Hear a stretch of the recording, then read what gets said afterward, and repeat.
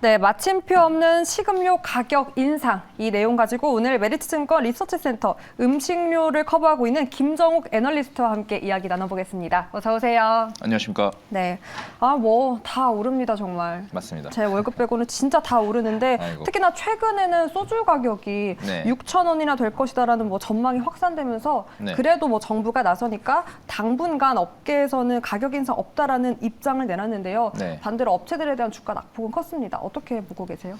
네, 맞습니다. 지난해 이제 21년, 22년도에 대부분 이제 식품 업체들의 가격 인상이 있었습니다.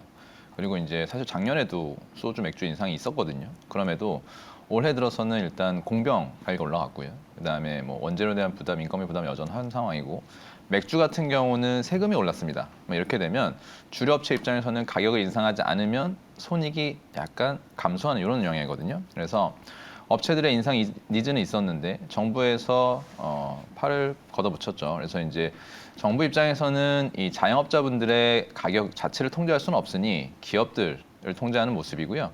기업들은 이제 압박을 가하는 건데 대표적으로 소주나 맥주는 출고가에서 세금이 차지하는 비중이 50%로 높습니다. 그렇기 때문에 기재부의 영향력이 큰 기업들이거든요. 그래서 아마 이제 정부와 국세청, 기재부에서 이제 압력을 가해서 아마 기업들의 인상을 좀 철회시킬 것 같고 인상 의지를 아마 꺾을 것 같고요. 그런 부분들이 단기간 내에 소주 가격 인상은 어렵겠다라고 좀 보고 있습니다. 네. 네, 좋습니다. 소주뿐만이 아니죠. 사실 빵, 밀가루 정말 다 줄줄이 오르고 있는데 네. 곡물가는 반대로 하락세를 보이면 조금 안정권에 접어들었다라고 평가를 받기도 해요. 네. 그럼에도 불구하고 이렇게 가격 인상이 쭉 이어지는 이유는 뭘까요? 일단은 이제 투자분들께서 확인할 수 있는 스팟 가격은 계속 내려오고 있습니다. 예, 내려오고 있는데 이 투입 시점 차이가 좀 있거든요. 곡물은 일단 생산하고 나서 계약을 하고 투입되기까지 6개월 정도 걸리고요. 환율은 또 3개월 정도의 레깅 타임이 있습니다. 그래서 상반기 때부터도 일단 QOQ, 그러니까 전 분기 대비로는 원가 부담이 내려오곤 있겠지만 여전히 전년보다는 높은 원가 부담을 업체들이 감내해야 되거든요. 그러다 보니까 지난해 일단 인상이 있었고 올해 같은 경우도 농산물 그다음에 축산물까지 해서 이 종합식품 업체들의 원가 부담은 여전히 이어지고 있습니다. 이런 업체들이 마지막으로 인상 랠리에 동참하는 모습이고요. 근데 말씀하신 것처럼 또 눈앞에 빠지는 당장 이제 하락세가 가파른 이제 곡물가를 볼 거기 때문에 가격 인상에 대한 명분은 점점 없어지는 거고요. 그런 측면들이 가격 인상은 좀 제한적. 다만 실적으로 본다라면 좀 하반기에 기대해 볼 수 있는. 하반기부터는 이제 전년 대비로도 원가가 빠지는 상황이 나올 수 있기 때문에 그런 부분들이 약간 실적의 모멘텀이 될 거다라고 보고 있습니다. 네. 네, 하반기에 대한 실적 모멘텀이 될 수도 있는데 그렇다면 이 부분이 또 중요할 것 같아요. 이 곡물 가격의 흐름에도 영향을 좀 줄 흑해 곡물 수출 협정 네. 곧 만료가 됩니다. 이 연장 여부가 영향을 줄 텐데 어떻게 보고 계세요?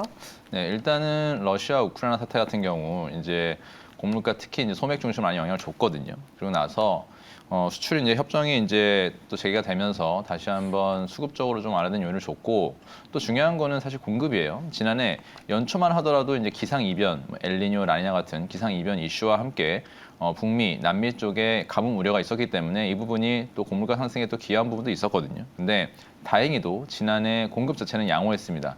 컨디션을 볼 수 있는 데이터들이 평년 수준에 준하게 나왔기 때문에 곡물 생산 자체는 큰 문제가 없었고 재고 비율도 안정적인 레벨을 유지하고 있습니다. 특히 이 존 디어라는 미국의 농기계 업체 지난해 서프라이즈를 계속 이어갔고 올해 전망 역시 되게 밝게 줬는데 지난해 같은 경우 미국의 이제 농가 소득이 역대 최대를 기록했습니다. 이 소득이 또 어디로 이동했느냐? 농기계 구입으로 이어졌습니다.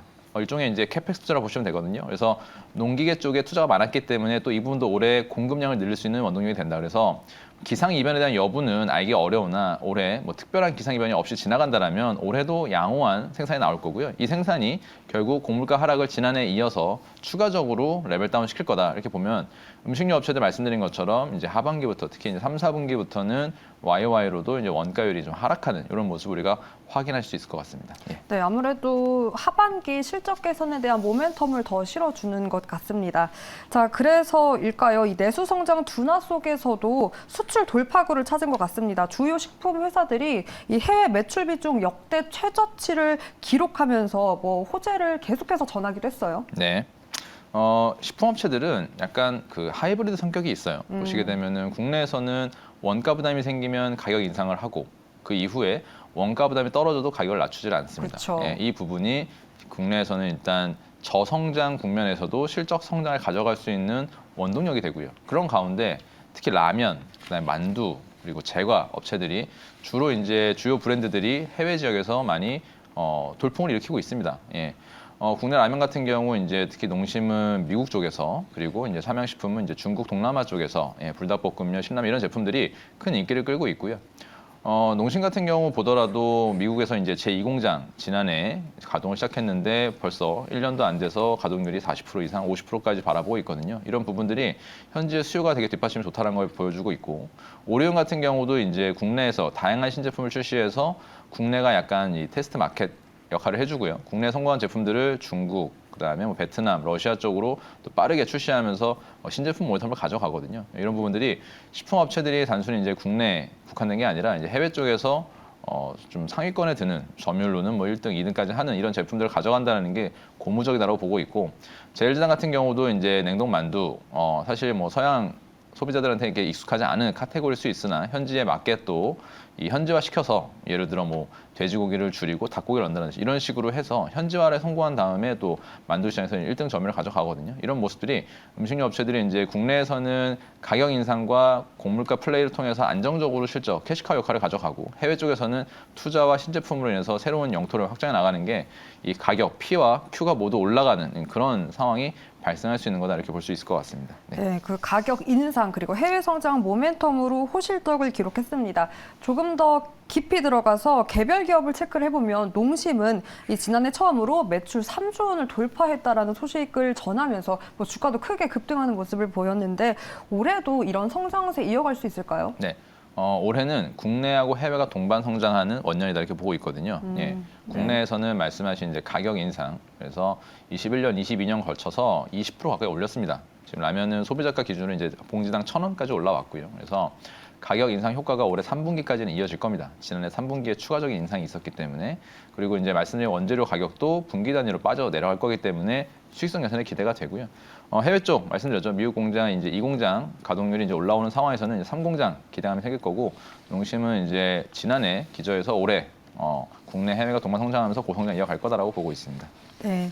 그렇다면 음식료주 가격 인상 효과를 톡톡히 보고 있는데 투자 전략이나 그 중에서 또 최선호주까지 꼽으신다면 어떤 기업 보고 계신가요? 네, 농심하고 롯데칠성 말씀드리고 싶고요. 농심은 말씀드린 이제 가격 인상 효과가 기대되는 가운데 해외 쪽에서 이 신공장까지 우리가 좀 기대해 볼 수 있는 모멘텀이 있고, 롯데칠성은 뭐 지금까지 말씀드린 내용하고 조금 다를 수는 있지만 가격 인상이 어려워진 주류 업계, 그렇다면 결국 마켓쉐어가 중요할 겁니다. 최근에 소주 처음처럼 새로 난 제품으로 점유율을 올리고 있는 롯데칠성이 소주에서 점유율 상승, 그리고 이 해외 필리핀 법인에서의 수익성 개선도 기대되기 때문에 두 가지가 실적 개선의 원동력이다 보고 있습니다. 네. 네, 음식료주 최선호주로는 농심과 롯데칠성이었습니다. 그럼 넘어가서 유통주도 함께 체크를 해보고 싶은데요. 네. 올해 백화점 실적을 두고 사실상 뭐 의견이 조금 다소 엇갈리고 있습니다. 사실 지난해까지만 하더라도 보복 소비로 이 두 자릿수 성장률을 보였는데 올해 마이너스로 돌아섰어요. 어떻게 전망하세요? 네, 맞습니다. 지난해 성장세가 높았죠. 그렇죠. 기존점 기준으로 뭐 적게는 10%, 많게는 20%까지 성장이 나왔습니다. 이례적이었고요. 이런 부분들이 올해 이제 양극화 소비가 강화된다. 그렇다면 백화점은 VIP 매출 때문에 버틴다는 의견도 있는데, 저는 조금 다른 게 지난해 20% 가까이 성장을 만들어낸 거는 결국 VIP뿐만이 아니라 중위소득자들 그리고 2030 세대가 유입되면서 백화점의 그로스를 만들어낸 겁니다. 근데 이런 부분들이 올해 경기 영향, 뭐 금리 상승과 이런 부분들의 영향을 받을 수밖에 없기 때문에 소비 침체 영향을 피해갈 수가 없다. 백화점이 경기 뭐 비탄력적이라는 얘기가 있지만 저는 오히려 좀 탄력적으로 영향을 받을 수밖에 없겠다 이렇게 보고 있어서 백화점 실적은 작년 대비 좀 부담은 불가피하다고 계속 보고 있습니다. 네. 네, 부담은 불가피할 수밖에 없다. 아무래도 명품 가격 인상률을 고려하면 다소 부진하다라는 네. 의견도 있기 때문에 그런 부분도 짚어주셨습니다. 자, 그럼 그래도 기대를 해볼 수 있는 부분이 11월부터 이 중국인에 대한 단기 비자 발급이 재개가 되는데요. 네. 그럼 이런 뭐 중국의 어마어마한 저축률도 계속해서 전해지고 있고 뭐 방문자도 많아진다고 하니 면세점 쪽은 더 빠른 개선을 볼 수 있지 않을까요? 네, 맞습니다. 면세는 분기 단위로 나아지는 모습을 확인할 수 있을 겁니다. 지난해 4분기도 실적이 부진했고 올해 1분기도 부진하겠지만 이는 정상화를 위한 필수 불가결한 상황이라고 보고 있거든요. 그래서 이 면세업체들은 지금 중국 도매상과 힘겨루기를 하고 있습니다. 이 손객 수수료율을 정상화시키기 위해서 매출을 중단하고 있는데 이런 부분들이 좀 통하게 된다라면 분기 단위로 수수료율이 정상화될 거고 우리가 실적으로 본다라면 4분기 가서는 이제 개선된 수익성을 확인할 수 있을 거다. 면세는 올해 연중으로 올해 하반기까지 계속해서 개선된 모멘텀을 기대할 수 있을 거라고 보고 있습니다. 네. 네, 긍정적인 부분은 그런 포인트로 개선에 대한 희망이 있는데 반대로 중국계 면세점이 인천공항 면세사업권 입찰에 사실 뛰어들었어요. 네. 아무래도 조금 우리 국내 면세업계는 타격이 있지 않을까 하는 우려의 목소리도 있는데 어떻게 보고 계세요? 네, 맞습니다. 단기적으로 노이즈가 되는 건 사실이고요. 중국 업체가 이제 면세 경쟁 입찰에 뛰어들면서 인천공항 입찰에 뛰어들 텐데 다만 고려해야 될 부분은 이 시스템 자체가 인천공항도 있지만 관세청까지 이 결정에 관여하는 상황이거든요. 그렇다 보면은 중국 업체와 관세청은 크게 이해관계가 없습니다. 그래서 그런 부분이 국내 면세업체한테 유리한 부분일 수가 있고 단순히 높은 임대료를 쓴다고 해서 되는 게 아닙니다. 기존에 트랙 레코드가 있어야 되고요. 운영 노하우라든 여러 가지를 판단하기 때문에 종합적으로 결정하는 이 사업권이기 때문에 중국 업체가 단순히 높은 가격을 쓴다고 해서 유리한 건 아니고 또 반대로 중국 업체가 높은 가격을 써서 들어온다라면 그만큼 전체적으로는 손익에 마이너스 영향일 겁니다. 그런 거는 중장기적으로 봤을 때는 경쟁 측면에서는 국내 업체들한테 유리한 환경이 조성될 수도 있는 거거든요. 그래서 단순히 중국 업체가 입찰에 뛰어든다고 해서 부정적인 입장만 볼 게 아니라 중장기적으로 그리고 이제 이 강도에 따라서 국내 업체들한테 수혜가 될 여지도 있다고 좀 보고 있습니다. 네. 네, 단기적으로는 리스크겠지만 그래도 조금 더 여유 있게 본다면 유리한 부분도 있다라고 양면성을 함께 정리를 해주셨습니다. 자, 그럼 넘어가서 저는 사실 이쪽 업계에 제가 실적에 많은 기여를 했다고 생각해요. 예, 네, 그렇습니까? 편의점 예. 정말 많이 사 먹는데 네. 그래서 그런지 뭐 1월 오프라인 유통 채널 중 정말 나홀로 성장을 기록을 네. 했습니다. 물가 오르면서 편의점 도시락 매출이 정말 많이 올랐고 오히려 이렇게 경기 방어적인 성장을 보였는데 이런 뭐 이른바 런치플레이션 수혜라고 하잖아요. 네, 맞습니다. 계속해서 쭉 이어간다고 보세요? 네. 최근에 소비자분들은 점심은 편의점 먹더라도 해외여행 가야겠다 이런 심리거든요. 그렇더라고요. 예, 아낄 수 있는 건 아끼고 그러니까 가성비와 가심비가 동시에 존재하는 소비가 나오는 거죠. 그렇기 때문에 편의점은 근거리 채널이면서 또 소량 저가 구매 트렌드와 어울리면서 올라올 수가 있고요. 또 최근 들어서는 사실 이 근거리에 모든 편의점들이 위치하고 있기 때문에 편의점 장을 보는 분도 많으세요. 예, 소량 구매로. 맞아요. 오히려 대형마트보다 물건 값은 비싼데 대형마트 가게 되면 보통 뭐 20만 원, 30만 원 이렇게 사기 때문에 한 4, 5만 원대, 뭐 적게는 뭐 2만 원대까지 사는 편의점을 더 선호하는 경우도 나오거든요. 그래서 편의점 쪽은 올해 기존점과 그리고 신규점을 다 더했을 때 7, 8% 정도의 성장으로 오프라인 유통업종이 가장 성장이 높을 거다라고 기대를 하고 있습니다. 네. 네, 면세점과 그리고 이렇게 편의점 업계에 대한 전망 함께 했는데 그럼 유통주 안에서의 최선호주는 어떤 기업일까요? 네, 이미 말씀드린 것처럼 면세점에서는 이제 호텔신라 좋게 보고 있고요. 편의점에서는 이제 BJF 리테일 좋게 보고 있습니다. 그래서 호텔신라 뭐 유일하게 이제 좀 필요한 면세 호텔 업체이기 때문에 올해 실적 개선이 큰 폭으로 좀 기대가 되고요. 두 번째로 이제 편의점 BJF 리테일도 순수 편의점 업체이기 때문에 편의점 업황 좋아지는 부분에서 가장 큰 수혜를 누린다 이렇게 보고 있습니다. 네. 네, 이렇게 편의점으로는 BJF 리테일 그리고 호텔 신라 함께 최선호주 픽을 했는데요.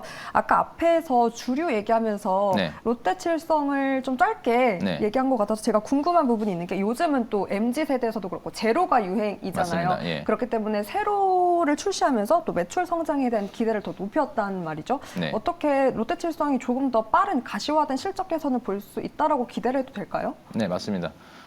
세로는 지난해 이제 9월달 출시가 됐고요. 작년 12월에 70억 정도 매출을 했고 올해 1월달에 90억 정도 매출을 하면서 롯데칠성이 목표로 하는 연간 한 1,000억 정도의 매출액은 충분히 달성할 걸로 보이고 있습니다. 1,000억의 매출이라면 점유율로는 5% 가까이 올라오는 거고요.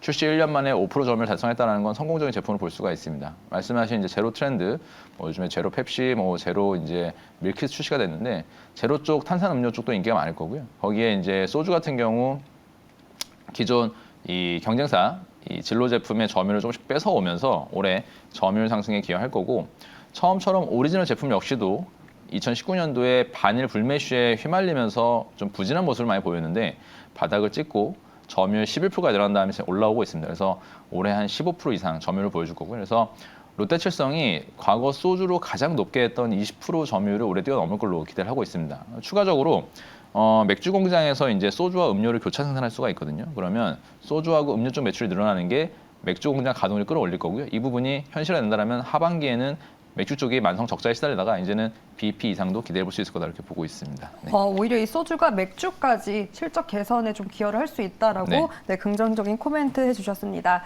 네, 오늘 함께 메리츠증권 리서치센터 음식료를 커버하고 있는 김정욱 애널리스트 함께했습니다. 고맙습니다. 감사합니다.